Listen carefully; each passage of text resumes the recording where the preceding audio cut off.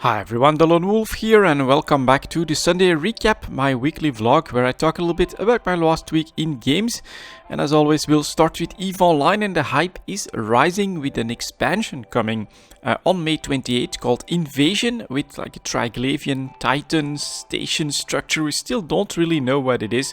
That has constantly been teased to be inbuilt for people that are doing, I think it's like tier 5 Abyssal Dead Space sites, so pretty cool. I am looking forward to all of that.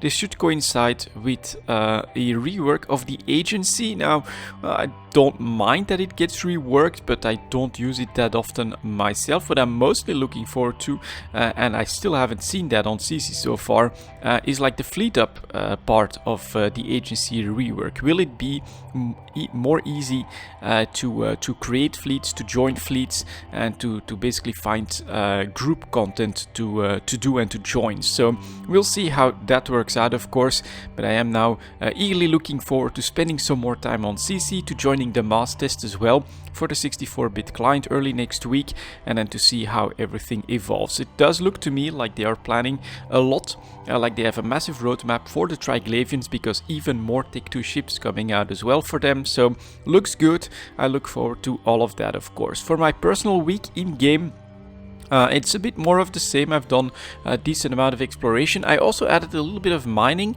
so on one of the active moons in Detal, got some extra Arcanor, and then of course I do go back to Jita, or try to go back to Jita for one day every week, and I do a little bit of trading there, so it's been going decently well, I would say. I do manage to find some items with really large margins here and there. You have to stay pretty small in the volumes not to spook the other traders too much, but from time to time I can make a couple of million on that one day trip, where I basically buy something and try to resell it straight away on day one, and by the time I leave Jita on day two, it's already sold. I made my profits. So that's been going really well. I'm trying to learn a little bit more about the market, and yeah, I just look forward to everything else that is going to come out for the game at this point.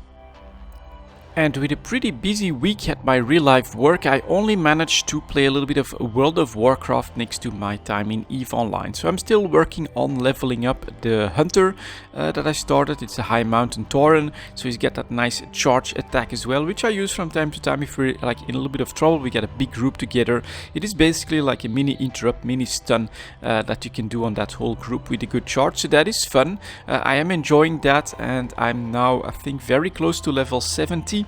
At this point, so I'm questing around in the Burning Crusade a little bit while spamming the dungeons. So that's really what I'm trying to use this time for the level up. It's the looking for group mechanic, where you just join a dungeon, grab the quests, finish the dungeon, enter the quest, and then you've got 1 to 2 levels normally done on most of these dungeons. When you do it for the first time, you do need that added XP from the dungeon quest there as well. But that has been going decently well. I am enjoying the Hunter playstyle.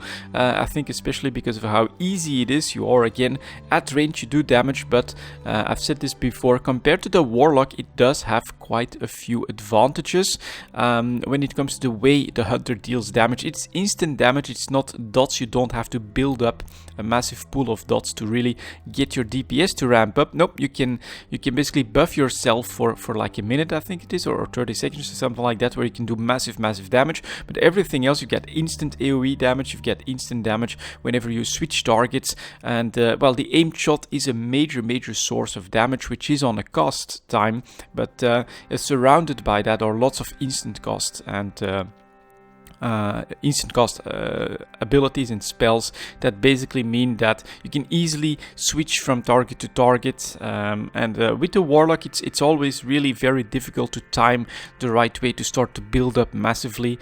AoE is a pain in the butt as a Warlock here, a lot easier to do when there's like more than 5 targets. You can go nuts with some AoE abilities that are all instant cost, deal damage to everything. So really cool stuff in my opinion, and I am enjoying that, but I'm also thinking about how much more time do I want to spend in the World of Warcraft at this point. I think I want to level up my hunter to 120 and then not put too much effort into him until patch 8.2 comes out, and then we'll probably see what we can do with him there. I think that patch is expected somewhere in July or something like that. Of course, you then have Classic as well, so it's really in my mind how much more effort do I want to put into the World of Warcraft at the moment. To be honest, not a lot. I'm willing to level up this hunter, but I'm not willing to do any grinds in the game. I am, however, thinking about the Elder Scrolls Online a little bit, so that's something that's on my mind because of that new expansion with dragons in Elsewhere. So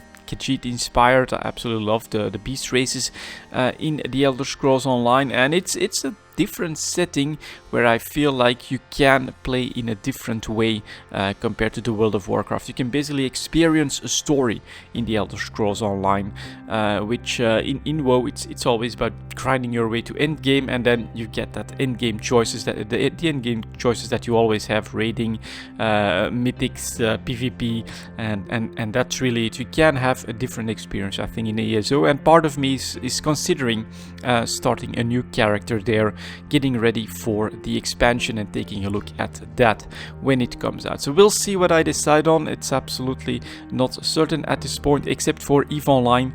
A lot of EVE Online with Invasion is definitely on the menu. Thank you very much for watching, guys, and I'll see you all next time.